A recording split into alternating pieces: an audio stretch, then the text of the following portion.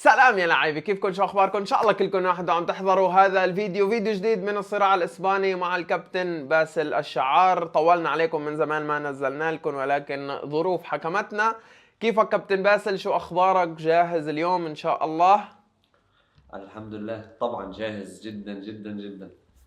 متحمسين كالعادة. طبعا ما احلى يكون مش متحمس. برشلونة فايز وريال مدريد خسران، ما معقول ما تكونش متحمس. مثلا. والله حماس. والله اسبوع جميل كان، يعني انقذونا. الابن العاق انقذنا بصراحة يعني، ولا كنا مكانك راوح يعني، ولا كأنه عملنا شيء بصراحة. اكيد لا شك، بس تعرف وين الجرأة؟ قبل امم المباراة بشي ساعة قبل امم مباراة الريال نزلت ريل عم بقول فيه انه الدوري ما حسم. ف امم بعد انا عم بحضر اللعبة وكذا عم بشوف الريال عم يتعادل واخر شيء يخسر. قلت والله اني انسان بفهم كرة القدم، لو يعني مش اه قليل. لا على فكرة الحكي يعني، الفيديوهات اللي عم ننزلها لازم ياخذ كريدت كبير بصراحة. يعني كثير من الشغلات اللي توقعناها عم تصير. توقعنا انه ما يصير في تحسن تكتيكي، توقعنا انه ريال مدريد كمان يوقع بمباريات، توقعنا انه ريال مدريد رح يعني في مباريات رح تخذلوا اللاعبين، توقعنا انه في مباريات رح يكون فيها مبابي سيء وفينيسيوس سيء رودريجو سيء بنفس المباراة، رح يعانوا كثير. توقعنا كثير شغلات وصارت يعني، فوالله نستحق يعني نحن. والله نستحق. هاي شغلة الجماهير، هن بدلعونا فيها. ان شاء الله. سيداتي وسادتي، لايك شير سبسكرايب، وخلينا نفوت نبدأ بمباراة ريال مدريد واسبانيول. الابن العاق لبرشلونة يهدينا 3 نقاط على طبق من ذهب. انا بصراحة ما كنت اتوقع هذا الشيء. الكابتن باسل كان متوقعها انه ممكن ريال مدريد يتعثر ويساعدونا اسبانيول وكذا. انا كنت قاطع الامل باسبانيول، بكرهه جدا لهذا الفريق، وشيء طبيعي انه نكرهه يعني طالما نحن مشجعين لبرشلونة. ولكن ما توقعت هذا الشيء يصير. وبصراحة يعني شانس. تشبه جدا مباراة برشلونة وليغانيس. كانت المباراة راح تكون على تكي، يعني على تكي. ممكن اسبانيول كان يفرط وريال مدريد يسجل. ريال مدريد يعني كان الحظ معانده بصراحة. وانا كثير شبهت هاي المباراة بمباراة ريال مدريد وليفربول نهائي تشامبيونز ليج، موسم الريمونتادات لريال مدريد. انه كورتوا يشيل كورتوا يشيل كورتوا يشيل كورتوا يشيل، واخر شيء هجمة مرتدة وفاز ريال مدريد باللقب. فكثير شبهت هاي المباراة فيها. شو رأيك؟ تشبهها صح؟ آه، تشبهها من جهة شو يعني؟ قصدك انه كورتو انقذ الريال وبعدين ريال بس تماما الريال ما يعني فاز. شفت. لا ليفربول اللي خسر. يعني كورتوا انقذ اوكي. ريال مدريد، فحارس اسبانيول كان هو بمهام كورتوا امبارح. اوكي، اه انقلب يعني السحر على ريال الساحر. مدريد ذاق من نفس الكاس يلي شربوا صح فيه صح صح. لليفربول. فهيك شبهت هاي المباراة كثير يعني. ولكن والله سي ليك. امم راح احكي بشكل عام. اللعبة انا امم شخصيا ما حسيت انه الريال ضغط الضغط اللي خلى حارس اسبانيول يطلع عظيم. حارس امم اسبانيول كان معه يعني حظ وفير انه ما تلقى الاهداف، لانه امم كرتين بالقائم هي اخطر صح الكرات. صح. والكرة اللي ارتطمت بالقائم رجعت ثبتت تحتيه وهو كان ظهره للجول، فهو مش حاسس فيها يعني. هي شنصت الكوكب لمنه ضبطت معه بهالصيغة. فأنا امم ما حسيت إنه حارس اسبانيول قدم مباراة عظيمة. تمام. واكيد لا شك ما حسيت انه اسبانيول الفريق اللي يستاهل الفوز. لا يعني ما هدد الريال، ما كان ند، رغم انه الريال كان تارك مساحات. وهون عاد في تساؤل، ليش الريال تارك مساحات؟ ليش الريال عم يترك مساحات بالخلف اذا هو مش عم يقدر يخلق امم كثافي بالمقدمه؟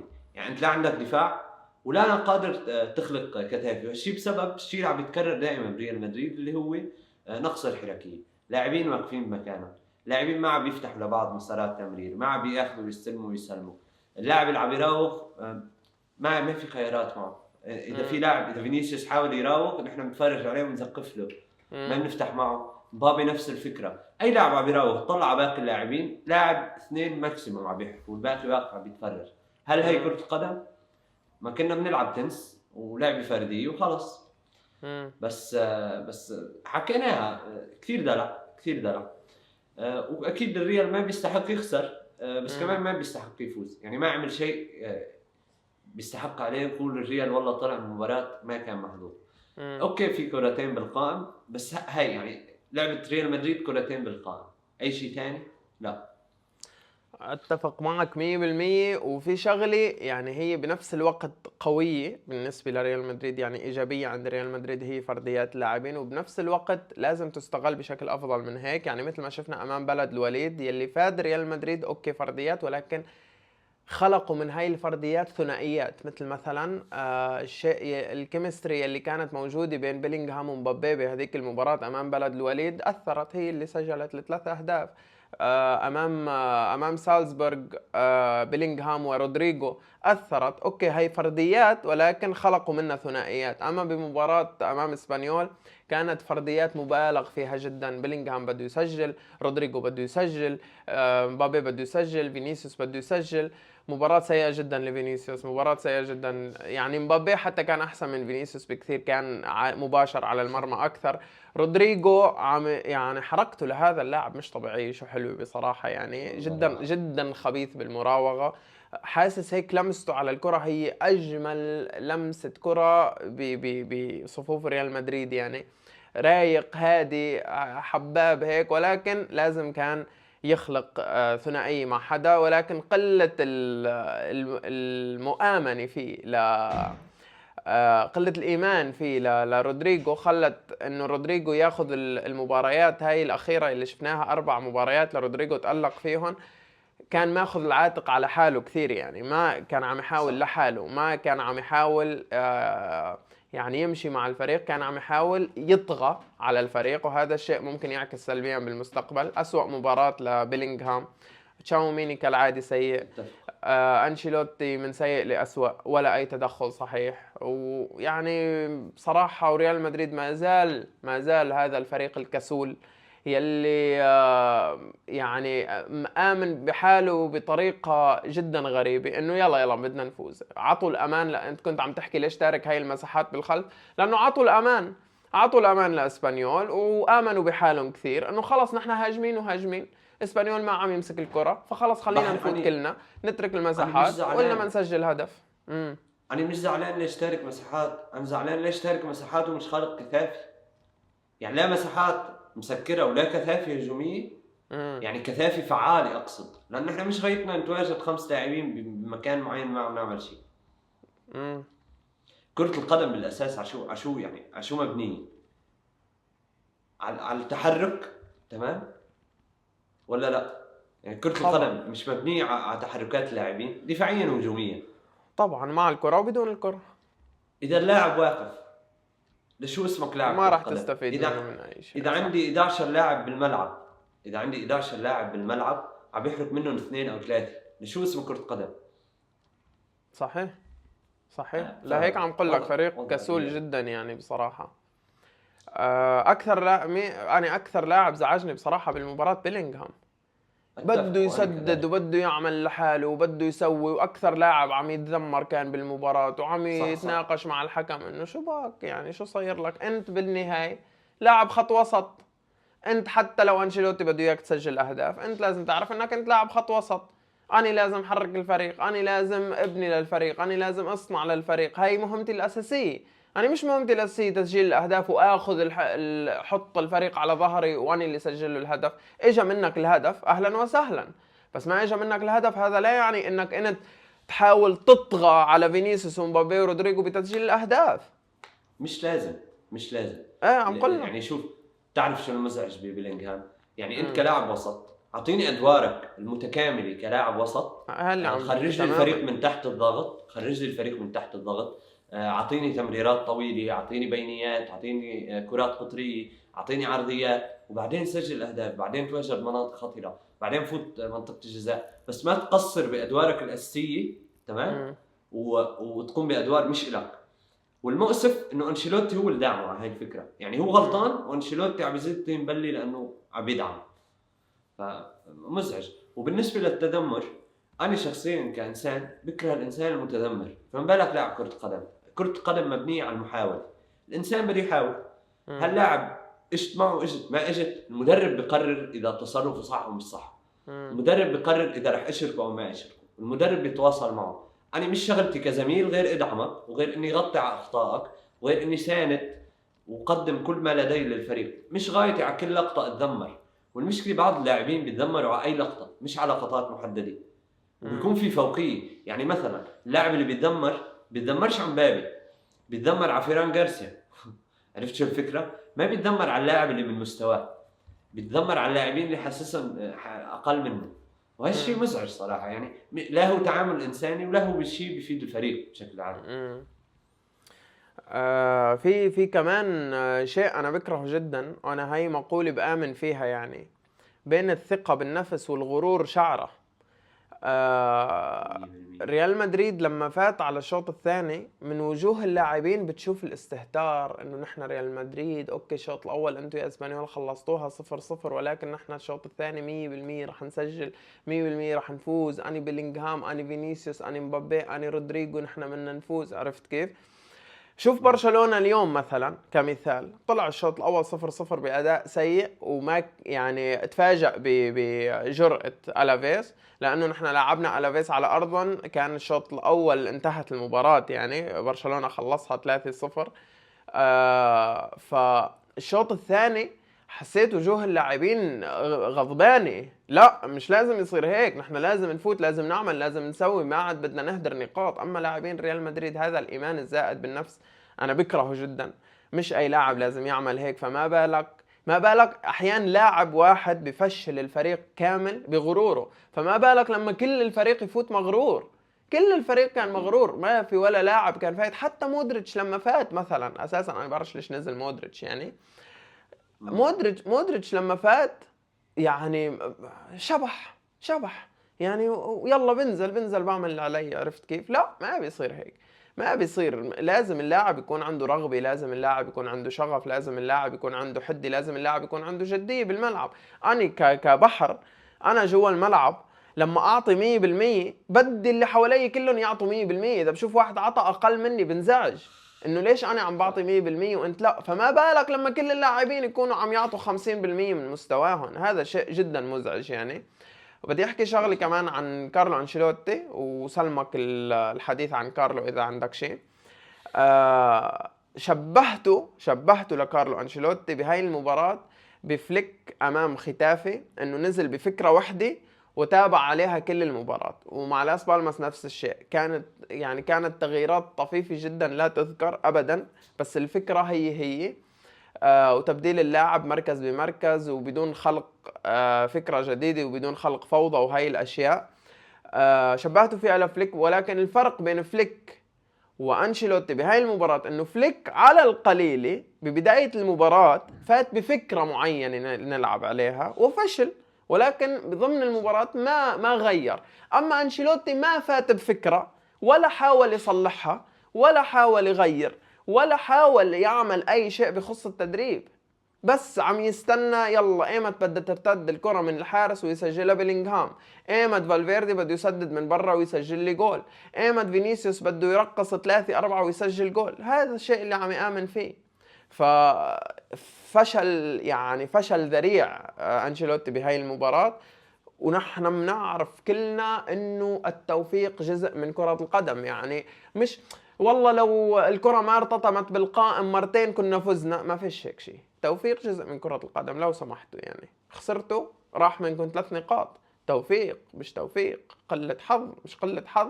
انتوا ضيعتوا 3 نقاط بسبب استهتار لاعبين، بسبب كسل اللاعبين، بسبب غرور اللاعبين، وبسبب كارلو أنشيلوتي الفقير تكتيكيا واللي ما عنده أي إضافة للفريق. اتفق. المشكلة بتعرف والله، يعني أحيانا عقد ما بتمدح أو بتذم طرف ما بتمل. يعني ما بظن الجماهير اليوم بعد متحملة تسمع ذمنا لأنشيلوتي. يعني بضل فئة واحدة من العالم اللي هي عم نشوفها يعني بالسوشيال ميديا، العالم المطبلين. الإنسان المطبل على عماها كيف ما كانت عادي، المهم هذا الإنسان خلص. المتابعين لكرة القدم بحياتهم الشخصية وحتى بمتابعتهم لكرة القدم لازم يميزوا ما بين ماضي الإنسان وحاضره. أنشيلوتي عنده ماضي جيد لأسباب كانت وانتهت، واليوم عنده حاضر سيء لأسباب موجودة ولم تنتهي. فلذلك لازم يتم التقييم على أساس اليوم، مش على أساس شو عمل بالماضي. تمام؟ وانت ما عم تحكي عن مباراة ولا عم نتصيد بمياه عكري، نحن عم نحكي على موسم كامل على موسم كامل، على حلول معدومه، على فشل، على نقص تواصل مع الاداره، على نقص تواصل مع اللاعبين، على سوء بالتحفيز، عدم قدره على اداره الغرفه. حتى يعني المهارات اللي بيمتلكها رح يبلش يفقدها شيئا فشيئا. لا تستبعد يصير في مشاكل بين اللاعبين شوي شوي. يعني ما تستبعد شيء. انشيلوتي بقائه يعني خطر على الريال، خطر استراتيجي وليس خطر حاضر. يعني حاليا خلص الموسم، ما خلص بقول لك يعني مشجع الريال عادي، اخذنا القاب او ما اخذنا يعني مقبوله موسم بالنهايه هو، ولكن الموضوع استراتيجيا مضر على المدى الطويل مضر. طبعا طبعا طبعا. كمان بدي اسالك كمل بس بعدين. ماشي. في شيء أنا يعني كرهانه بريال مدريد، أنا هذا أول موسم، حتى الموسم الماضي يعني، ولكن الموسم الماضي كان في شيء يعني خارج عن المألوف بالنسبة للدوري الإسباني، إنه برشلونة لعب أسوأ موسم له يعني من 2007. خلينا نحكي من بداية ما أنا بلشت أتابع برشلونة، هذا كان أسوأ موسم لبرشلونة أنا بشاهده، هو الموسم الماضي كأداء كحالات تكتيكية كأفكار يعني. هل يعقل انه افضل نادي في تاريخ كرة القدم، والنادي اللي فايز بالدوري الموسم الماضي، واللي عنده 15 دوري ابطال، وكل سنة انت مرشح للظفر بجميع الالقاب الممكنة، هل يعقل اني لما اروح على السيرش ان كان بالانستغرام او باليوتيوب او بالتيك توك او بكل منصات التواصل الاجتماعي، هل يعقل لما اعمل سيرش عن حالة تكتيكية، اكتب بالسيرش حالة تكتيكية او جملة تكتيكية، هل يعقل انه اشوف فيديوهات فقط لبرشلونة ومانشستر سيتي وارسنال وتشيلسي وانتر ميلان وبايرن ميونخ ودورتموند ولايبزيج وليفركوزن، وما اشوف ولا اي فيديو ولا اي شورت حتى ولا اي ريل ولا اي لقطة لريال مدريد؟ والله شيء يعني شيء لا يصدق. يعني ريال مدريد هو اكثر فريق بالدوري الاسباني حاليا، هو فايز مباريات، فايز 13 مباراة، برشلونة فايز 12 مباراة، ولكن برشلونة نحن بكل مباراة بنطلع بنحكي عن فكرة جديدة، كل مباراة بنطلع بنحكي عن لاعب عم يتطور، بنحكي عن فكرة جديدة فليك عملها فشل فيها على سبيل المثال، حتى لو فشل فيها ولكن عم يجرب. هل يعقل انه ريال مدريد صفر ولا اي تطور ولا حتى هبوط ما عنده؟ يعني هو ماشي بنسق واحد، لا تطور ولا هبوط ولا اي شيء، ولا عم يجرب ولا شيء، هو ثابت.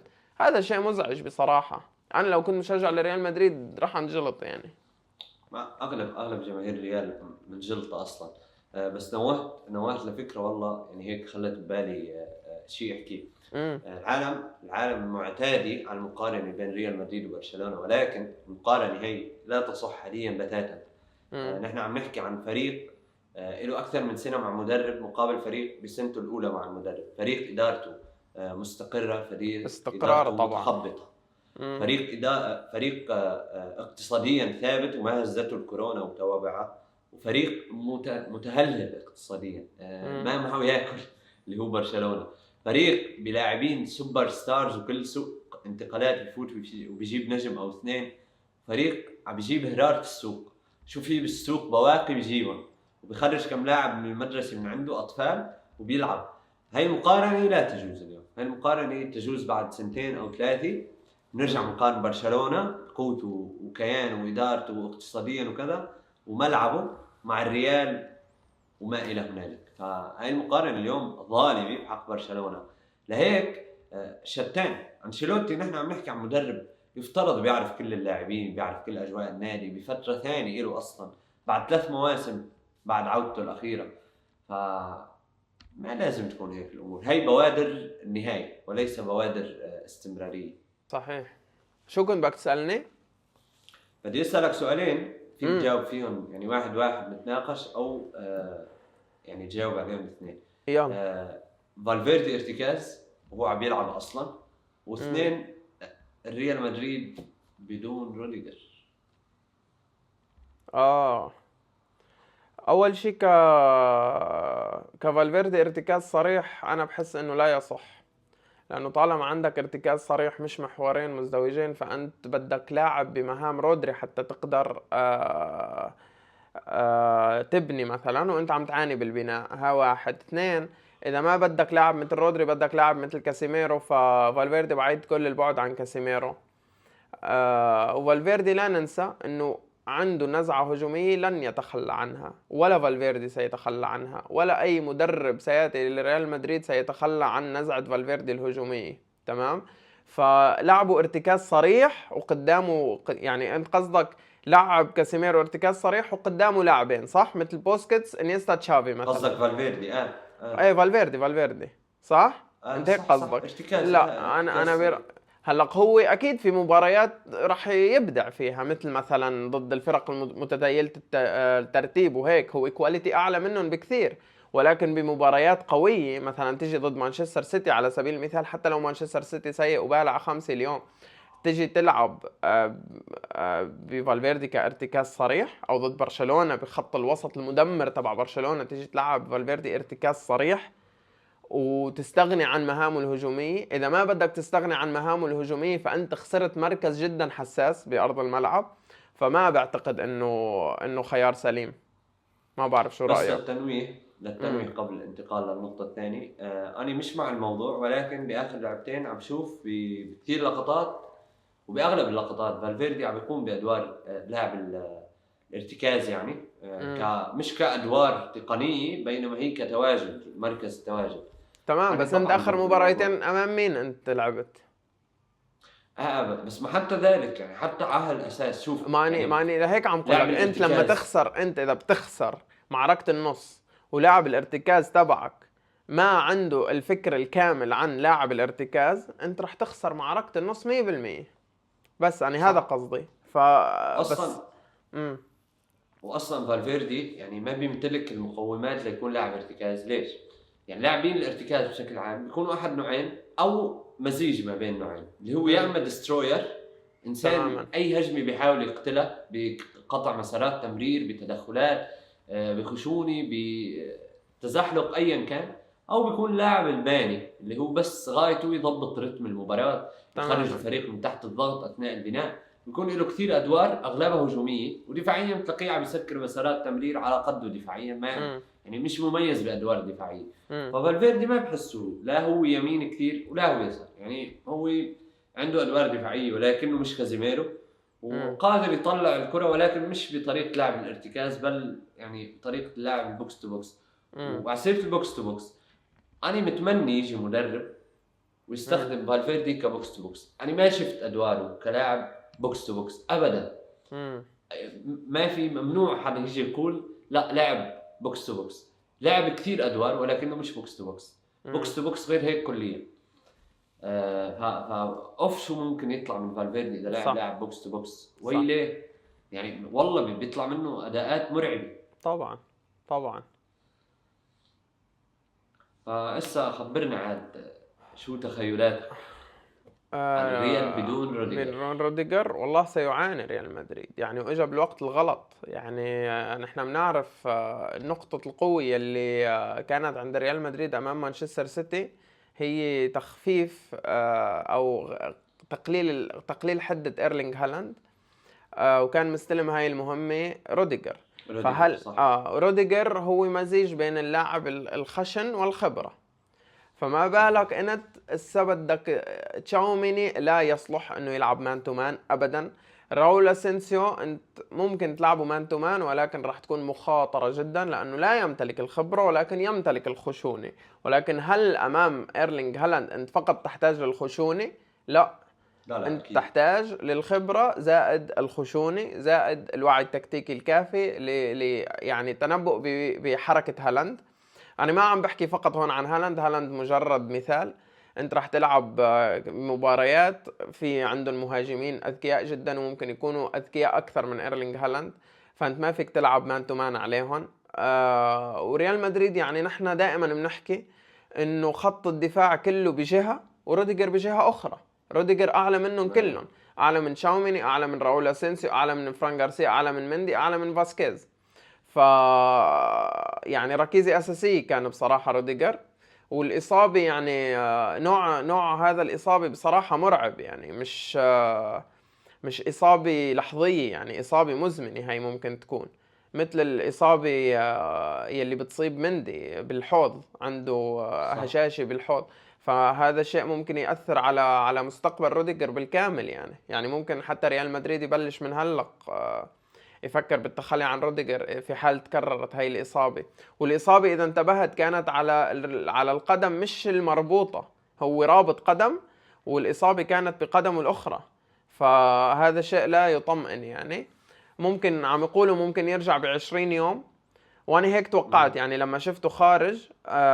توقعت انه تكون الاصابه سهله، يعني شد بالعضله الخلفيه يعني او هيك شيء. انا توقعت تكون الاصابه يعني جهد عضلي، ولكن بس سمعنا تقرير عن الاصابه فبصراحه انا انصدمت. يعني انا ما كنت سامع عن هذا الشيء انه موجود عند روديجر بصراحه. هو ولا قد لا يؤثر، يعني امم ممكن ما يأثر على عودته، ولكن يعني رح يأثر على مسيرته خلص على يعني. مسيرته، ايه عم نحكي نحن كمستقبل يعني. هو اصلا بطل صغير روديجر يعني. امم طبعا طبعا ما فريق بعرف شو رأيك العواجيز. انت. انا شايف انه ريال مدريد سيعاني جدا بلا روديجر. يعني مين بدك تلعب؟ بتعرف، راؤول اسينسيو وتشاوميني؟ هو شوف المشكله انه اليوم امم شفت من تصريح لانشيلوتي امم انه مش تصريح، يعني تسريبات اعلاميه، انه هو عم يجهز الابا ليحل محل روديجر. ما شاء انه الله. طيب اوكي بدك تلعب الابا، مين حدي؟ اياك قل لي تشاوميني، اياك تفكر تقول لي تشاوميني، اياك تفكر انه لازم كارثة. تجلس اسينسيو احتياط. راح يكون يعني قرار كارثي اذا بقرر يعمل هيك، حتى لو عم يلعب ضد أسوأ نسخة من اي نادي درجة ثانية. كارثي بصراحة اذا بيعمل هيك. لا والله قطعا، انت شفت اسبانيول يعني ما عنده الادوات اللاذعه على الضرب، امم ورغم ذلك عذب الريال. يعني كان ممكن يوصل، ولكن جوده التمرير عند اللاعبين كثير يعني بدائيه، عرفت شو. فبكره رح يلعب مع ليجانيس، رح يلعب مع اتلتيكو مدريد، مع السيتي. آه، رح يكون عم يتعذب.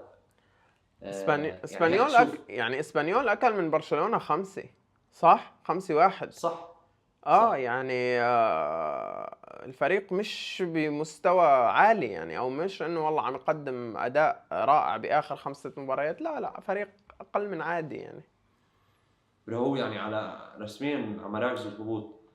امم فانه وضع الريال صعب صراحه يعني. والله ليك النقاط اللي فينا نحكيها عن كميه المشاكل اللي بالريال كثير يصدق، بس مش عارف الى اي مدى جماهير الريال رح تقبل تسمع، عرفت شو. امم فبتحس جماهير تلفت من انشيلوتي واخطائه وعشوائيته.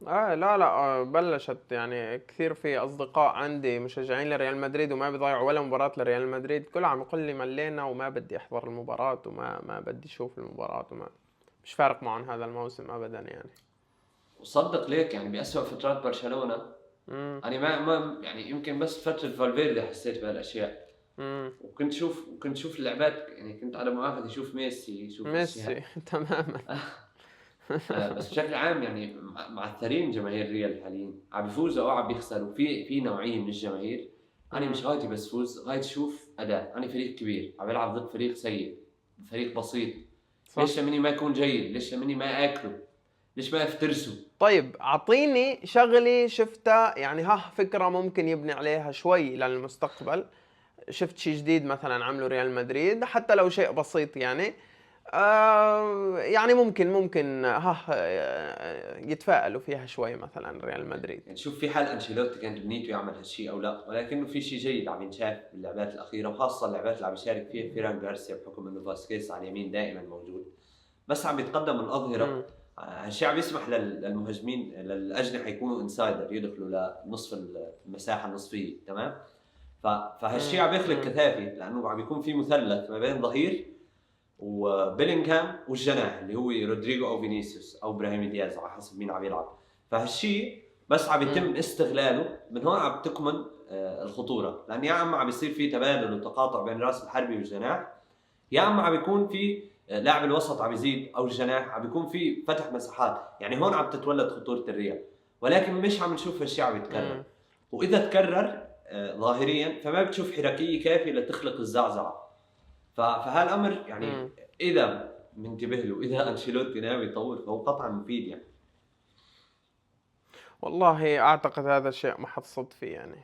وصرنا نشوفه عن جديد بس لانه اخر فترة كان فران غارسيا هو اللاعب الاساسي يعني. صح، بس يكون فاعتقد مندي ابدا ما هذا عم السبب بينشاف. الوحيد يعني. صحيح. طيب أنا بالنسبة إلي يعني هيك خلصت يعني على ريال مدريد. ما بعرف أنت إذا حابب كمان تضيف والله شيء. مش حابب اضيف شيء لانه يعني كفانا جلدا بانشيلوتي والجماهير ملت. فقير ريال مدريد الموسم هذا بصراحة، بدون زعل يعني، فقير جدا هو اذا بدك بصراحة. تحكي اشياء، بدك تحكي اشياء عم يخلقها المنافس على الريال عم تبينه ضعيف، عم تبين ثغرات معينه. تماما. انت بعد كل مباراة لريال مدريد بتطلع بافكار جديدة سلبيه. تخدم المنافس على ريال مدريد. صح. 100%. هاي الفكرة. طيب خلينا ننتقل نفرفش يلا شوي. روح.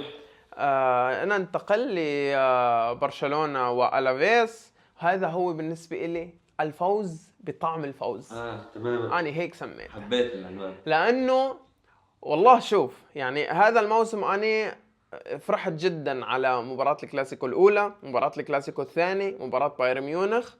ولكن فرحة اليوم يعني توازيهم بصراحة، لأنه نحن ما كان لازم نقبل، يعني كان لازم نقبل الهدية من ريال مدريد. نحن من بداية الموسم ما عم نقبل هدايا أبدا، بالعكس عم عم نوزع. نقدم الهدايا. فنحن لازم كنا عم عاملين نوزع سانتا هدايا كلوز. للشباب الطيبة. فأنا كنت يعني مصر إنه نفوز نحن اليوم بصراحة. شيء يلي صار الشوط الأول، أني كمشاهد أنا فاجأني بصراحة ألافيس، وما كنت أتوقع إنه ألافيس يفوت بهذا النسق العالي، يفوت بهاي الخشونة، يعمل ضغط عالي مميز على برشلونة. مش ضغط عالي سيء، ضغط عالي مميز جدا. الشيء اللي ساعد برشلونة هو كواليتي اللاعبين بالخروج من الضغط. بيدري أحبك يا بيدري، والله أحبك أحبك أحبك، الله يبعد عنك الإصابات. لأن لولا بيدري نحن اليوم يعني الشوط الأول كنا رح نطلع باستحواذ لألافيس على برشلونة بصراحة. وبنفس الوقت بتحس انه مش بس انت كمشاهد متفاجئ، هن كلاعبين متفاجئين. فليك كمان كان متفاجئ بدخول ألافيس وعلى أرضك عم تلعب. فكان ألافيس فايت يا قاتل يا مقتول، يعني مثل ما نحن بنحكي. وهيك بس بدي أعطي شغلة بسيطة عن بالمجمل ورح نرجع على التفصيل. بالمجمل أنا أكثر شيء حبيته ببرشلونة اليوم إنه النقاط يلي نحن شفناها سلبية الشوط الأول ببرشلونة كلها تحسنت الشوط الثاني. يعني واضح إنه في عندك مدرب، واضح إنه عندك مدرب فهمان وقارئ الخصم وقارئ سلبياتك وإيجابيات الخصم قبل إيجابياتك. فهذا شيء أسعدني جدا جدا جدا. يعني منيح إنه سجل هذا الهدف. أسوأ لاعب في المباراة أو أسوأ لاعب في برشلونة بآخر شهرين هو اللي سجل هذا الهدف. لا صح. يلا صح. رح نحكي عنه حكيك لليفاندوفسكي صح. يعني. طيب هات لنشوف الشوط الأول. عطينا شوط، خلينا نبلش شوط بشوط لأنه شوطين مختلفين تماما صح. يعني. اتفق. يعني شوف، نادر ما اشوف برشلونة نازل على المباريات وعم بيحاول يقتصد بالجهد، عم بيحاول يمشي المباراة التسيير. تمام. فأمام ألافيس شفنا هالشيء وكان شيء جميل. يعني شخصيا عارف انه بيوم من الايام رح تحتاج هاي النوعية من الاداء. نحن لازم نقدم هالاداء، الاداء اللي نحن نازلين بدنا نفوز باقل المجاهيد المطلوبة مجهود. بس نجيب الهدف الاول والثاني بسبب فرق الجوده باللاعبين وفرق الافكار بين المدربين. وقتها عاد بدخل لاعبين يعني ما عم بيبذلوا المجاهيد الكبيره، ما عم بيلعبوا كثير، وقتها عاد بيرفع الرتم تبعا لجوده اللاعبين الجداد منشان ينخرطوا اكثر بالاجواء. فهالشيء جدا جيد كان، ولكن يعني ما تم استثماره بافضل صوره. ليش؟ حكينا وانت سبق ذكرت ألافيس فاجأ، فليك فاجأ برشلونه، فاجأ اللاعبين. صراحه هيك نوع من اللعبات ليك يعني اذا عم نلعب قدم اللعبه حلوه، بس انت ما عم تلعب قدم.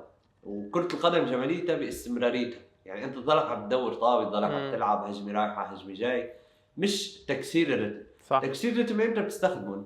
وقت تكون فايز، وقت يكون بدك نقطه، وقت يكون شيء، وبتستخدمه بكثير حيل. اليوم حكم المباراه اعطاهم، يعني اعطى ألافيس تمادي، خلاهم يتمادوا قد ما بدك. ليش؟ لانه يعني ما عدلوا للاعب فاول واثنين وثلاثه واربعه ويعطيه بطاقه، لا تركوا عفيان. يعني انت طالع بالمباراه باكثر من 22 فاول عاملين ألافيس. يعني هذا هيك عن الادفانتج. في كثير لقطات يكون في فاول وتمشي اللاعبين لانه الحكم يعطي افضليه. فمرهق كان الموضوع، مؤذي. برشلونه ما خلق كثير فرص، ما ضغط عالي بشراسي، فبين لك انه هو اصلا عم يقتصد. الجميل بالمباراة ككل ببرشلونة دفاعيا اليوم نفذ خط تسلل، طلع ألافيس ب 16 اوفسايد، ما شفنا تشيزني، ما فينا نقول انه اليوم تشيزني اختبر تمام. كلين شيت من الكلاسيكو الاخير، الكلاسيكو الاخير بالدوري طبعا. فمن زمان برشلونه مش محافظ على شباكه بالدوري. ففي امور جيده. ومباراه مش للتقييم تبع نشوف مستوى الفريق واداء اللاعبين وكذا، على قد ما هي مباريات تبع فوزه وخلص. فريق مزعج مربك نفسه نفس اسبانيول، لا بده يلعب ولا بده يخليك تلعب، لا بنيته يهجم ولا بده اياك تهجم. تبع اذا بتصفر الحكم وبتخلص اللعبه بيكون كثير سعيد. صح صح. الله يعطيك العافيه، يعني انت اختصرت خلص. شكرا سيداتي وسادتي عم شيخ حسسنيش بالذنب. لا شوف، انا اكثر شيء اتمناه انه فليك يكون مستقصد انه يفوت بهذا الرتم، هذا اكثر شيء اتمناه، وما يكون انه برشلونة خافت من ألافيز بسبب خشونة ألافيز. انا بعرف يعني، شوف هاي الرتم هذا برشلونة عملوا الموسم هذا من عدم مباراة اليوم، عملوا ثلاث مرات بثلاث مباريات: دورتموند، ريال بيتيس، واتلتيك بلباو. دخلنا امتصينا رتم، امتصينا الحماس تبع ملعب الخصم، امتصينا الغضب يلي بيفوتوا فيه والهمجية اللي بيفوتوا فيها هي الفرق الصعبة. وبعديها انا بلشت سير المباراة على حسب ما بدي، وبالثلاث مباريات انا يمكن مباراة بيتيس بس اخذت منها نقطة، اما بلباو ودورتموند اخذت ل3 نقاط، واليوم مثال كمان نفس الشيء انه اخذنا 3 نقاط. ولكن عم قول لك انا اتمنى، انا ما شفت تصريحات فليك ابدا صح. اتمنى انه فليك يكون مستقصد انه يفوت بهيك رتم، مع انه يعني كبداية المباراة لما بدأت المباراة أنا ما شفت هذا الشيء، شفت اللاعبين ماخذين الأمور بدهم إياها رتم سريع. ولكن بعد الأخطاء المتكررة العنيفة جدا يلي حصلت بالمباراة، للدقيقة 35 ألافيس عامل 12 خطأ الدقيقة 35، وهذا الشيء يثبت الشيء اللي أنت عم تحكيه، يعني الفريق اللي ما بده يلعب ولا يلاعب. فبتوقع من هاي اللحظات بلش ينخفض رتم برشلونة، خافت اللاعبين والحكم. يعني الحكم لو بس من اول 5-6 فاولات بلش يشهر البطاقات الصفراء كانت تغيرت المباراة كليا، ولكن هو اعطاهم مد كثير بصراحة. صح. لامين يامال الشوط الاول كان ماخذ المباراة على عاتقه بشكل كثير كبير. بس بنفس الوقت كنت شوف اخطاء باللاعبين اللي عم يتحركوا حواليه، وكنت شوف كمان منظومة سليمة من ألافيس. خلينا نعطي ألافيس حقه. كنت شوف منظومة سليمة من ألافيس، كنت شوف دائما بيدري معه لاعبين. لهيك عم قول لك الله يخلف عليك يا بيدري، لأنه معه لاعبين وكان يفتل من بيناتهم ويمشي بالكرة وما يخسر الكرة. وهذا الشيء ريسك عالي اتخذه على نفسه بيدري، ولكن لأنه بيدري فهو نجح.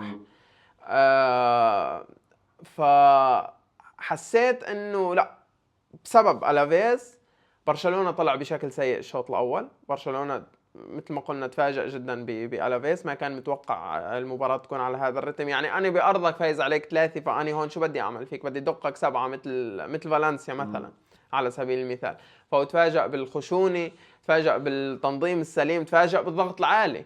يعني قليلين الفرق يلي بتعمل ضغط عالي على برشلونة، لأنه بتعرف أنه برشلونة جيد جدا في البناء. فأنا إذا عملت ضغط عالي وبرشلونة قدر يبني بدون ما أنا افتك الكرة، فهو رح يعمل علي هجمات كثير، رح يكون أخطر مني بكثير. ولكن لا، أنا عملت عليك ضغط عالي ومنعتك أنك تبني بشكل سليم أو تبني بالشيء اللي أنت بدك إياه. إصابة جافي، تعرف شو اللي افتقده برشلونة بهاللعبة؟ إنيجو مارتينيز وأولمو. اكيد واولمو، بس انيجو مارتينيز لانه هو احسن من كوبارسي بعد بالكرات اللي بيقلب فيها جهه من دفاع من الجهه اليسرى. صح. كان كثير صح، من الجهه اليسرى مظبوط. لكوندي ويامال. هالشيء فقدناه كثير. صحيح. حتى اروخو ما عم يلعبوا الا بالدي ورافينيا. اليوم حاول يلعب وحده لريفا، كانت حلوه للامانه.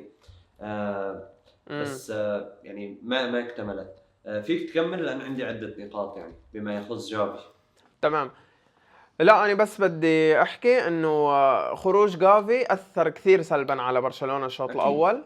لانه فيرمين لوبيز يعني مثل انه ما كان فايت بجو المباراة الشوط الاول، ما بين ابدا ولا قدرنا نبني عليه ولا شيء. اما وجود جافي كان يحمي بيدري شوي، فيرمين كان ياخذ على الاطراف اكثر من العمق، اما جافي كان ياخذ العمق اكثر من الاطراف، فتغير شكل الفريق شوي، صار في عشوائية شوي. وبس يعني بالنسبة إلي أنا بشوف ألافيس تفوق على برشلونة يعني بكل شيء تقريبا. يعني ماني ما شفت انه تفوق بينما يعني مش تفوق، حد من قوة برشلونة. شوف كمان ألافيس، يعني كمان في نقطة، ألافيس تعود ما تكون طابي معه كثير، متعود يوقف اللعب كثير. برشلونة لا، متعود يفوت برتم عالي، يضل اللعب مستمر، ما يخسر الكرة. استحواذ برشلونة كان عالي بالنهاية، تمام. خلقه للفرص بالشوط الأول كان جاف، ولكن كان في نوايا لخلق الفرص، كان في محاولات مناوشات ما توصل أكيد لخلق. أكيد. أنا ما شفت إنه تفوق، بينما ألافيس تفوق على ذاته لما إنه قدر يطبق قدرات برشلونة. يعني هذا اللي حسيته كتوصيف للموضوع.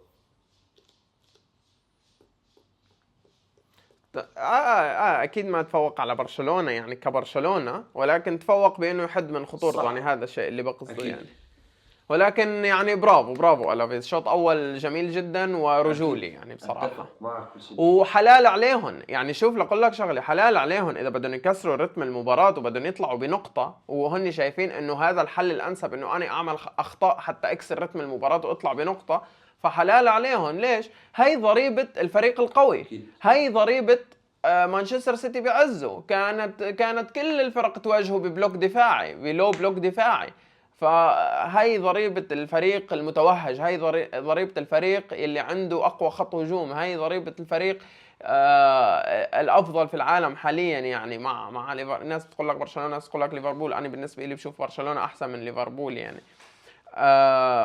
فشيء طبيعي الشيء اللي عمله ألافيس يعني، ولازم نتعود يعني. ألافيس إسا ممكن كل فرق الليغا تاخده كمثال، أكيد إنه ألافيس عمل هيك، خلينا نحن نعمل هيك. مثل ما شافوا لما برشلونة تعثر مع لاس بالماس، ليغانيس لعب نفس الطريقة تماما، ختافي لعب نفس الطريقة تماما، أكثر من فريق لعب بنفس الطريقة تماما. فهاي الفكرة يعني، رح كل فرق الليغا كانت عم تتابع هاي المباراة بس لتعرف سلبيات برشلونة، بس منشان تقدر تواجهها. أسئلتك كابتن. سليم. والله مش قصة أسئلة، قصة نقاط. جمالية بيدري وإبداع بيدري وتفرد بيدري، ناهيك عن الشيء الفريد اللي بيعمله.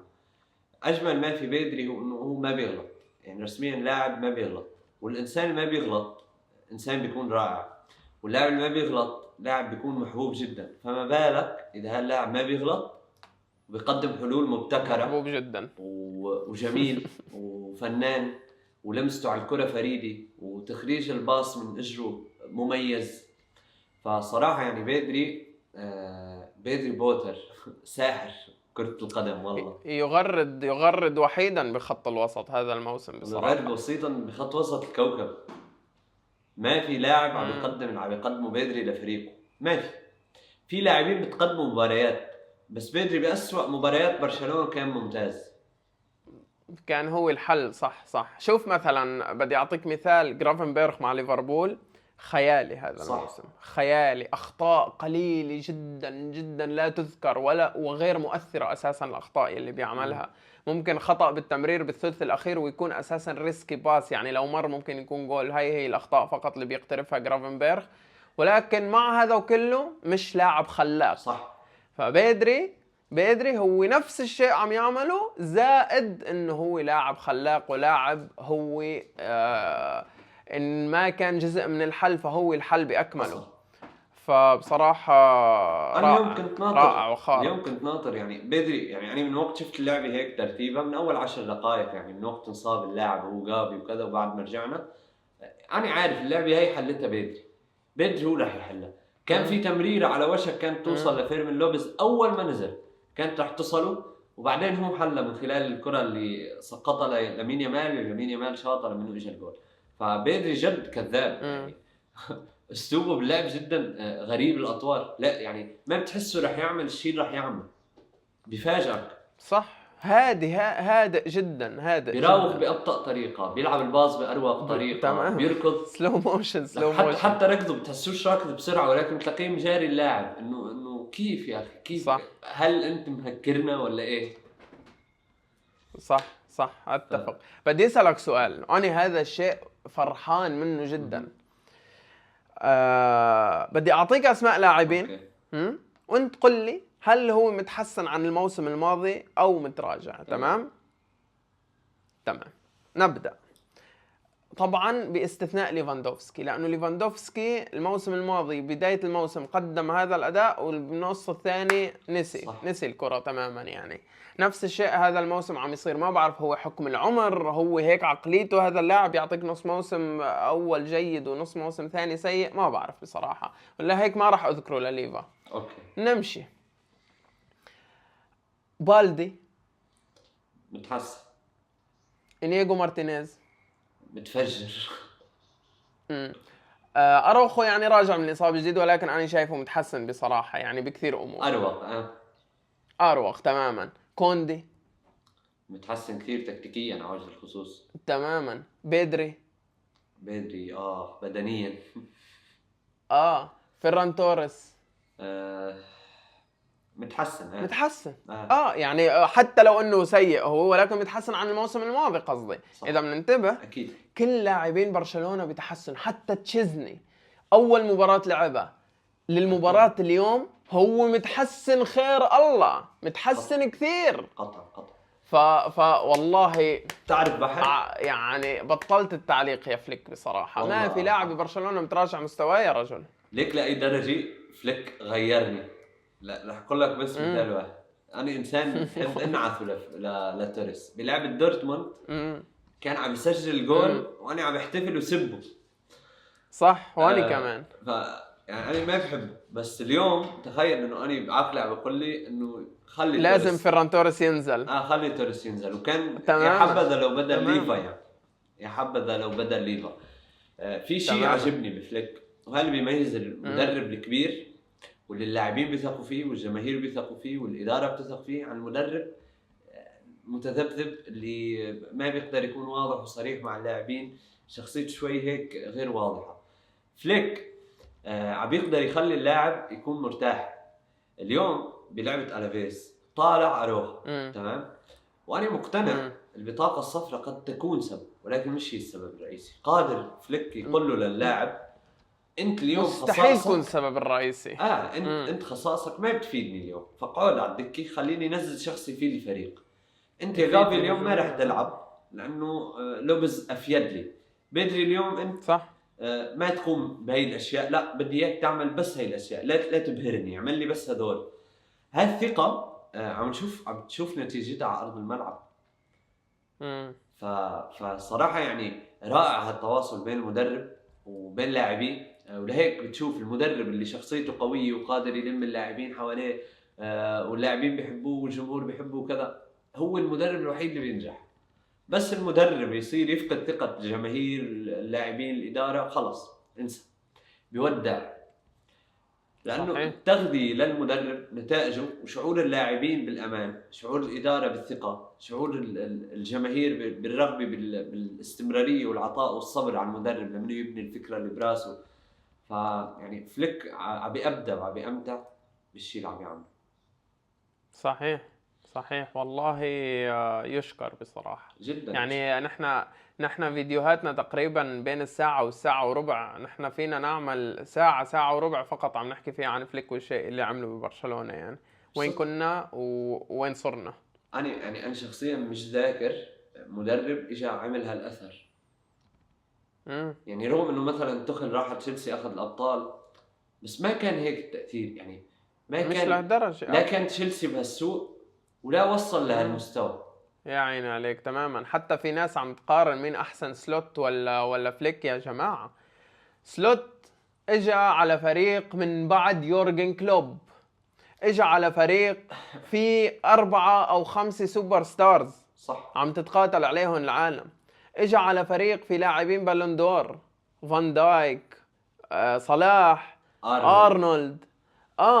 فاجى على فريق فيه كواليتي، اجى على فريق فيه خبرات كافيه تنقذني 75% من الموسم تنقذني فيه.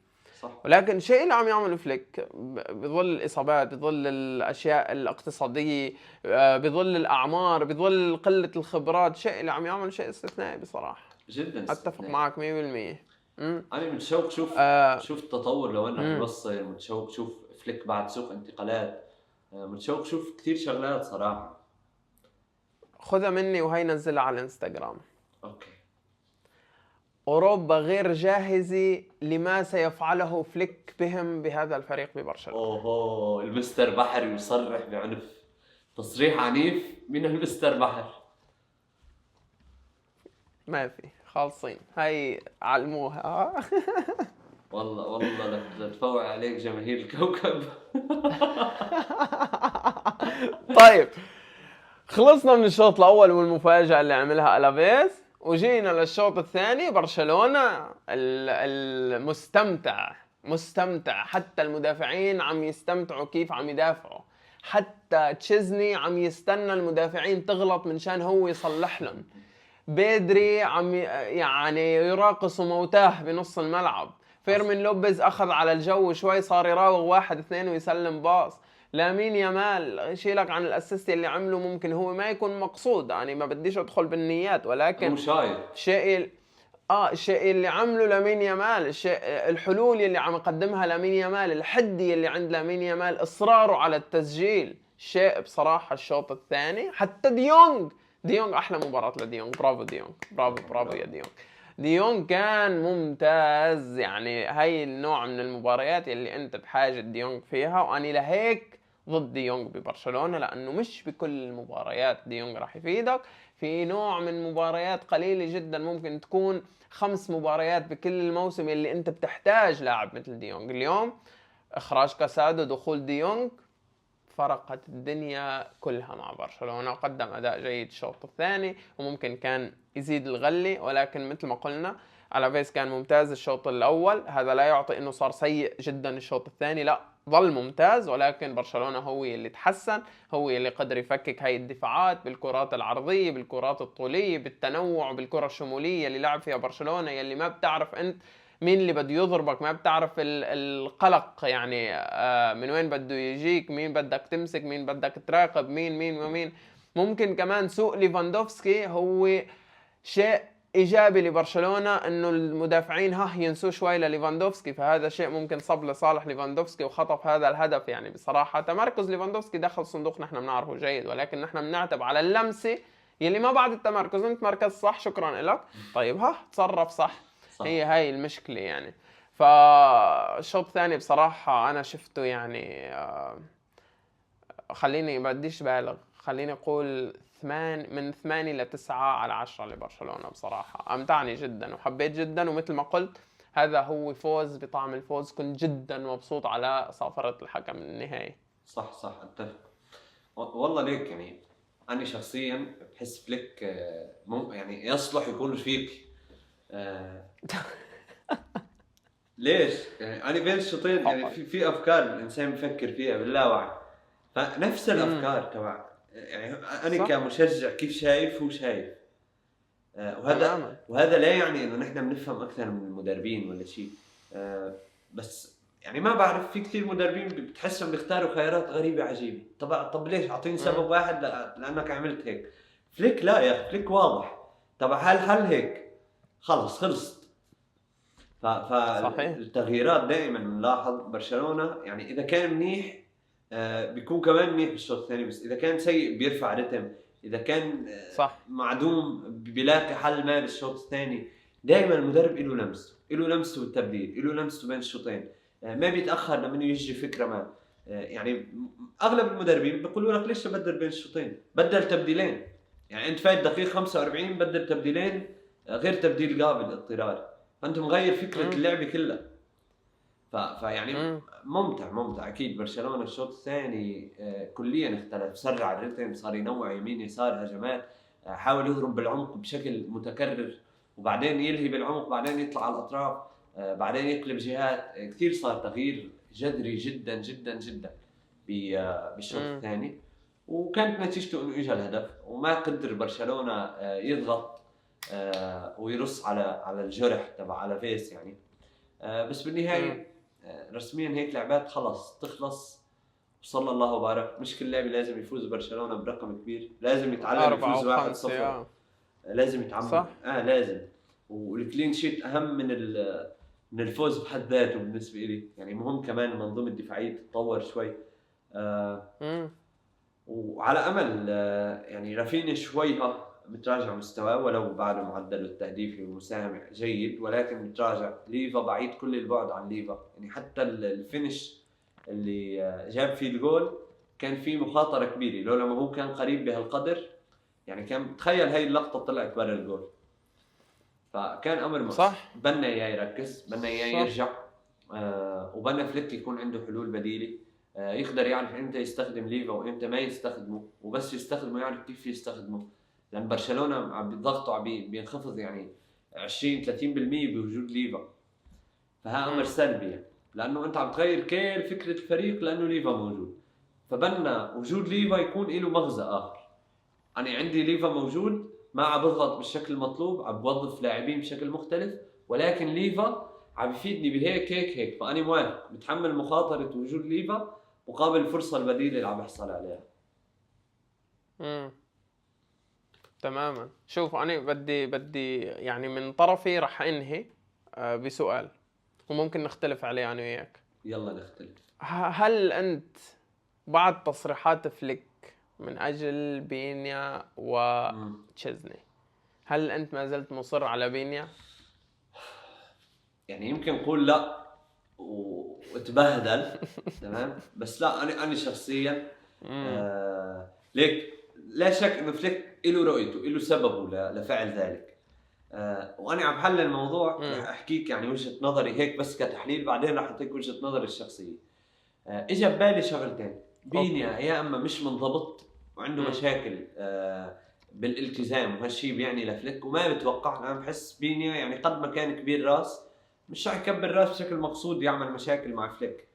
النقطه الثانيه اللي هي الاداره، توجه الاداره اذا بينيا ظل على الجول قد ما وصل بينيا لمستوى عالي، الجمهور راح يضل شايفينه حارس بديل، ما راح يقتنعوا انه هاي حارس برشلونه الاساسي الاسم الكبير. بينما تشيزني اذا عطى الاداء المطلوب جماهير برشلونه راح تحس انه تمام، هاد تشيزني حارس كبير اسم كبير عم يقدم اداءات رائعه، وعندنا حارس بديل كمان رائع اللي هو بينيا. فهذا الشيء اللي بتخيل انه هو اقرب تمام. للحصول. بينما وجهه نظري انا ضد لاعب يتهمش بدون منطق. انا شايف بيني عم يتهمش بدون منطق. بيني جيد باللعب بالكره، ما سبب لنا كوارث. بيني رائع بالخروج من مرماه وكثير فادنا بالموضوع. وبيني على الجول ما سبب لنا كوارث. يمكن ما عمل تصديات اعجازيه، ولكنه بشكل عام كان حارس ثابت. له لقطاته الجيده، ما له لقطاته الكارثيه. وانا ضد يعني هالشيء اللي عم يصير، ولكن كل الثقه بفليك. بس شخصيا ضد. بس اكيد فليك عنده افكار اكثر عن الموضوع، فما بعرف اذا رح نختلف او لا. والله انت مكوع. ليش مكوع؟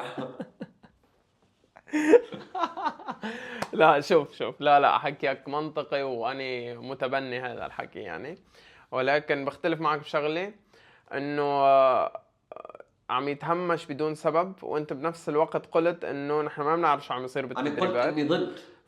وفليك ما ضد انه يتهمش، وانت شايف انه بينيا عم يتهمش بدون شوف سبب. انا قلت انه بينيا الا اذا كان بينيا اذا في مش سبب، منضبط، اذا في مش سبب. كذا، صح يعني. تمام. هلا الفكره وين؟ الفكره بفليك من اول ما اجى على برشلونه ما طلع وصرح اي تصريح سلبي عن اي لاعب، بس قال لك بيدري تاخر عاقبته، هذا تاخر عاقبته، هذا تاخر عاقبته، تمام. ولكن بينيا لو انه مش منضبط مثلا بتوقع كان طلع حكى هذا الحكي، او اذا هو مش منضبط خالص وهو ما بده يعمل يعني جو سلبي بالعلاقات بغرف الملابس او مع الصحافي او شيء، فهو ممكن يعني اختزل هذا الموضوع كله وما بدي احكي عن بينيا، خلص هذا تشيزني هو الاساسي وانا ما بدي اقول لكم شو عم يصير مع بينيا. ولكن بالمنطق انا مدرب الفريق، تمام، وانا عندي مدرب حراس، حلو. لما يجي لعندي مدرب الحراس يقول لي تشيزني افضل من بينيا، ولما اني اشوف كمدرب الي القرار النهائي، لما اني اشوف انه تشيزني بالتدريبات عم يعطيني الشيء اللي بدي اياه اكثر من بينيا، واني مع تشيزني من اول ما بلشت لعب تشيزني كحارس اساسي انا ما خسرت ولا مباراة. اوكي عنده اخطاء كارثية، ولكن بنفس الوقت عنده تصديات بينيا سيء فيها او ما عم يقدر له. ومثل ما شفنا اليوم في كم لقطة عرضيات صح. بينيا ما كان يطلع له، يعني ما بيطلع له بالشكل كمان يلي فرق بيطلع له طول. تشيزني. طبعا فارق الخبرة طول وخبرة. شيء واضح، فرق طول، بس قصدي كتنبؤ بالكرة بالعرضية، لا انا شايف تشيزني افضل بكثير من بينيا. طبعا هون ما عم نقارن مع تير شتيجن، لان تير شتيجن بيطلعش ابدا، يعني بيعرفش فيهم هذول نسيان، هو بيفكر بس بيصد وبيصور بس. فاني اللي شايفه انه ما في مدرب راح يخسر حاله، ما في مدرب راح يلعب لاعب أسوأ من اللاعب الموجود بالملعب. ما راح اجي لانه انا بحب فيران توريس، لعب فيران توريس على ليفاندوفسكي وانا بعرف انه ليفاندوفسكي احسن من فيران توريس. لا، ليفاندوفسكي انت بمساوئك احسن من فيران توريس، فانت ضلك اساسي. فما بعتقد فليك ينزع علاقته مع جماهيره او يخسر القاب او يخسر نقاط، ينزف نقاط بس بسبب انه لا يلا كبر الراس انا بدي تشيزني. لا، اكيد في اسباب. نحن المشكله كمشاهدين تعرف شو؟ ليش نحن احيانا بنلجأ كثير لمؤتمرات صحفيه، بنشوف اذا في شيء صاير خلف الملعب، يعني خلف المباراه، ما وراء المباراه او ما قبل المباراه او بالتدريبات. فنحن هذا الشيء اللي بنلجأ له. وانا كثير بحب اللقاءات الصحفيه اللي بتصير، او مش لقاءات صحفيه، المؤتمرات الصحفيه اللي بتصير للمدربين بالبري سيزون، او ما لما يكون في توقف دولي او شيء. يعني هاي التفاصيل، لانه ما بيحكي لك شيء عن مباراه، بيحكي لك عن الوضع بالنادي، الوضع بالتدريبات، الوضع بغرف الملابس، الوضع عن اللاعبين، علاقته مع اللاعبين. فهذا الشيء كثير بيوصلنا منه صورة حلوة يعني، وصورة بتبين لنا شوي انه لا والله ليك شكله اروخو طالع من النادي. طب نحن اذا بس عم نحضر مباراة بدون ما نشوف مؤتمر صحفي وعم نشوف اروخو عم ينزل اخر فترة اساسي، فنحن مستحيل نعرف انه اروخو بده يرحل. عرفتوا شو قصدي يعني؟ فما بتوقع يعني فليك شايف انه بيني احسن من تشيزني وعم يلعب تشيزني. انا اتفق معك، وعلى فكرة نوعت لفكرة صح. ممكن القرار بشكل عام يعني فليك عنده ثقة بالمدربين معه، فمخلي القرار لمدرب الحراس ولا الاشخاص المسؤولين عن الامر.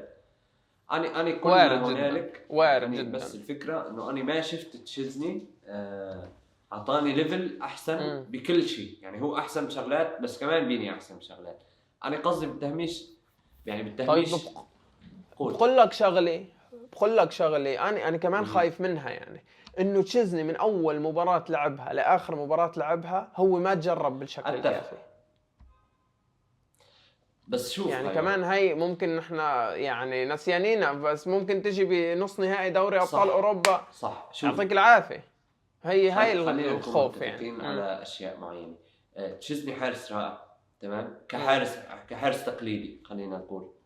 كون الحارس العصري يختلف، كحارس تقليدي تشيزني رائع. ولكن مشكلة تشيزني له هفوات قاتلة. يعني اللي تابع تشيزني مع روما، مع ارسنال، مع اليوفي، بلقطة بدون اي سبب بتعميق جول ببلاش. ما بنعرف، هو اللاعب يفقد تركيزه، وهيك طبيعته، وهي طبيعة الانسان، ما بنعرف. ولكن تشيزني عنده هالهفوات. فهل برشلونة راح يتحمل التكل في هي؟ ولكن لا شك، حتى يعني انا شخصيا ثقتي بتشيزني، مع اني وياك لاعبين كرة قدم نعرف يعني في نظرة للاعب. وقفة تشيزني على الجول مريحة اكثر بكثير من وقفة بينيا. تركيزه وين واقف تحت العارضة، كيف بس اللاعب يخطي خطوة بيطلع خطوة عن مرماه مشان يستقبل عرضية. في كثير لقطات يعني شرحها صعب، ولكن رؤيتها وتحليلها بالدماغ سهل. فاكيد اتوقع انه هي التفاصيل اللي النظرة اللي عم يتم نظر إلها فليك. وارد يعني اعتقد انا قلت لك بس بنفس الوقت يعني بنعطي كريدت انه عم يتحسن. لا انكر، حتى يعني كل مرة عن مرة عم بيطلع بيكون جيد بالخروج احسن شوي. بهمنا ما عاد ليك. انا بس بديش لاعب برشلونه يعمل شيء هو ما بيعرف يعمله. اعمل اللي بتعرف تعمله، واللي ما بتعرف تعمله المنظومه بتلمك فيه. وانا هذا الشيء اللي حابه بتشيزني. المباراة بس الماضي امام مين كانت؟ امام شفته صح، اتلانتا اللي شال على الركنية، شفتها؟ شفته طبعا. وبتعرف في عالم طلعت انتقدته. انا كثير اعجبت بالتصرف. اولا ما عرفت قدرات، يعني هو عرف قدرته بهي اللحظه. ثانيا ما حب يخاطر، عدم اتخاذ الريسك، صح تماما ما خاطر. وثالثا وها اهم شغله، ردة الفعل. هو طلعها بكل هدوء لخارج الملعب، لا توتر ولا شيء. حس الحلول انقطعت شالها. حتى المهاجم انصدم انه اوف في هيك فكره، صح في هيك فكره. المهاجم انصدم انه تبع صابه ايرور لوهلي، انه كيف عمل هيك، انه عادي يعمل هيك. صح. بس انا حبيت. انا بحياتي كلها ما شفت هاي اللقطه. الي من 2006 بتابع طابي، ما سبق. انا احترمته عليها جدا، وانا جدا احترمته لقراره بعدم اتخاذ الريسك ومعرفته بقدراته، واعجبت بردة فعله وهدوءه. حتى اللاعبين يعني كانوا متقبلين للفكرة وكانوا باردين جدا بهذا التصرف من تشيزني. نص الكوكب صابوا ايرور انه كيف عملها. انه عادي بس مد اجره زي كل مرة. صح. والله تصرف غريب. السهل الممتنع. برو مطلق السهل الممتنع. تمام. بس هيك في تخوف.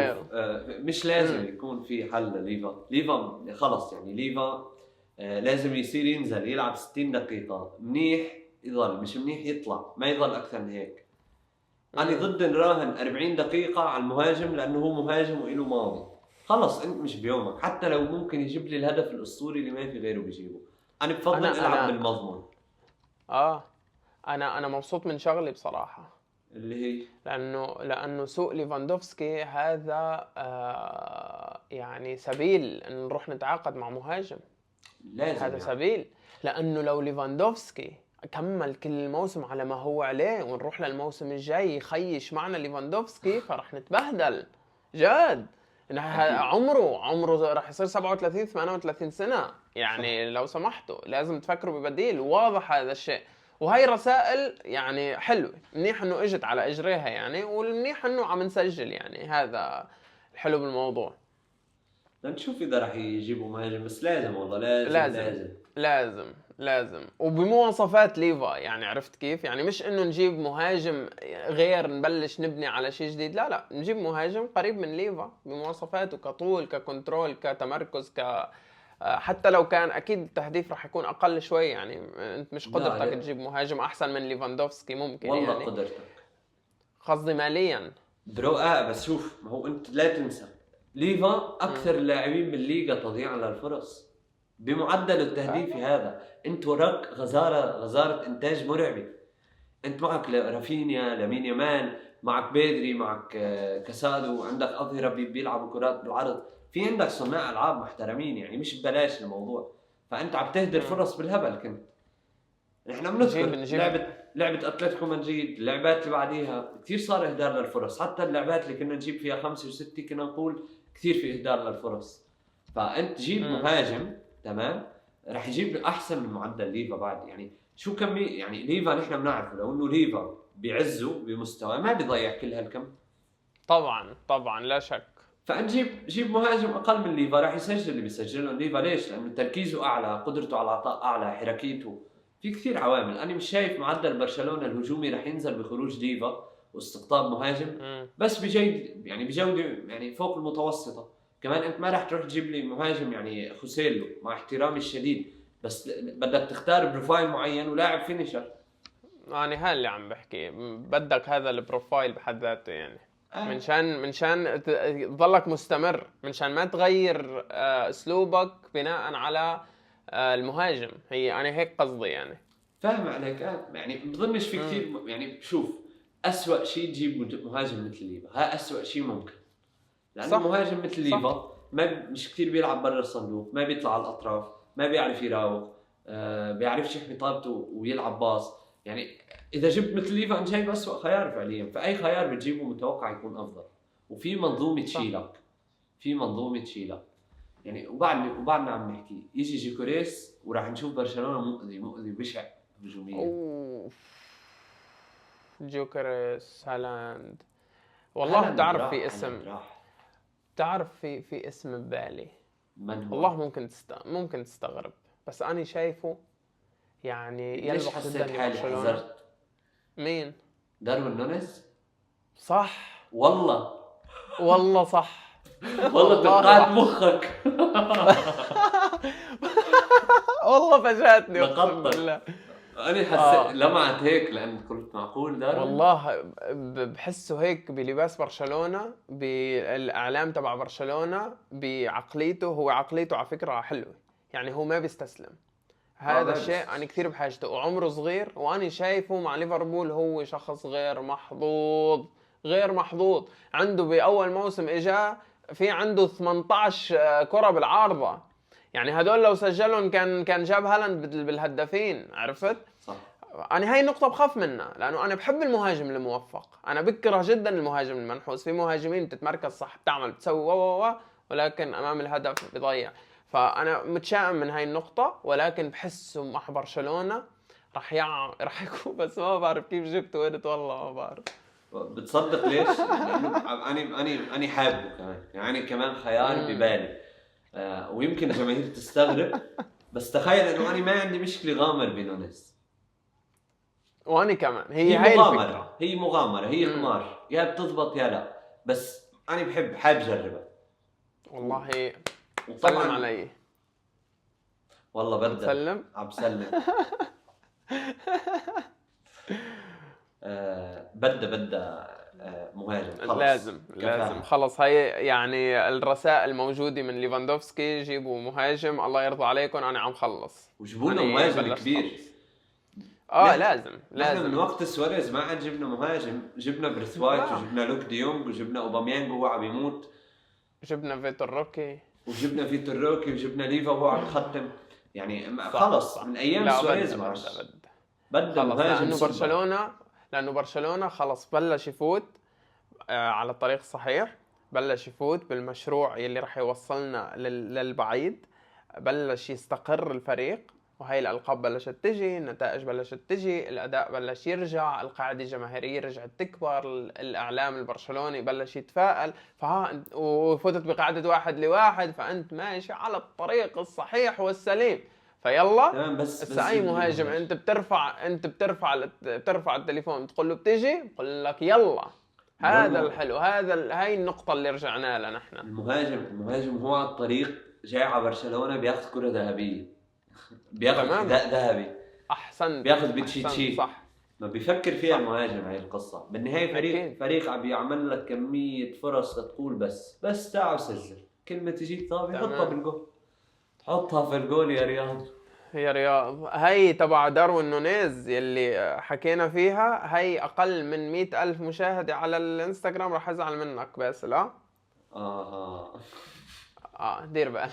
خلص. اني اني خلصت. انت عندك شيء اضافي؟ لا خلص. يلا، شكرا جزيلا كابتن قبل باسل ما على. نختم، رح يطلع قل. الريال من كأس الملك. والله خطيرة المباراة بصراحة. تعال نعطي توقعات. الريال وليغانيس ونحن بفالنسيا صح؟ نحن وفالنسيا بالمستايا. صح. والريال وليغانيس وين؟ كمان آه بملعب رح ليغانيس. رح شوف لك. اعتقد بملعب ليجانس ولا اتخيل هيك. لا. لا، اعتقد لا. على ما اذكر انه برشلونة اجى خارج ارضه وريال مدريد على ارضه اعتقد. رح شوف على كلن. لا بملعب ليغانيس. والله. مهم. طيب ملعب ده شيء، ده ليغانيس. جميل. آه بملعب ليجانس. صح، ملعب ليغانيس. الأربعاء توقعاتك. الريال بدي والخميس نتيجة. برشلونة. آه مم. طيب. لعبة ليغانيس رح نخلص ضربات جزاء. امم آه أنا كمان حاسسها راح تروح شوط إضافية. هاي ليجانيس برشلونة 3-0. برشلونة 3-0 حلوة على المستاية 3-0. رايقة. يلا بما انك انت 3-0 انا راح اقول 2-0 برشلونة و1-0 ريال مدريد، ممكن يعني باشواط اضافية. تعرف شو الجدير بالذكر؟ امم عقد ما الفريق اللي مع فليك عادي والله. يعني انت فريق فايز من عليه من كم يوم 7، عادي امم الدنيا بتختلف وهم مباراة اقصائية وبأرضه وكذا. ولكن انت يعني بتعرف فليك الشيء اللي عم يعمله والله غير منطقي. بس لو انه فليك معه كم لاعب بعد بتروح بتقول بده امم يقدحهم 5 و6. صح صح. بس نحن عارفين الفريق هش والله. يا حرام. ايه مزبوط مزبوط. لا لا سيء جدا سيء جدا ما ننسى بصراحة، بس نحن هيك بنضل يعني بنعطيهم، نحن بنقول لهم 2-0 منشان بس يفاجئونا ننبسط اكثر يعني. لا والله كل مرة عم يفاجئونا يا صديقي والله يعني. صح صح. فهيك خلص بنكون انهينا. يلا شكرا لك كابتن باسل. يا سيداتي اهلا وسهلا. وسادتي، يا اهلا سيداتي وسادتي، اشتركوا بالقناة اذا وصلتوا لهون، واذا وصلتوا لهون شكرا جزيلا. لايك اذا عجبكم الفيديو، تعليقاتكم كالعادي. كان معكم مستر بحر كورة وباسل الشعار. سلام.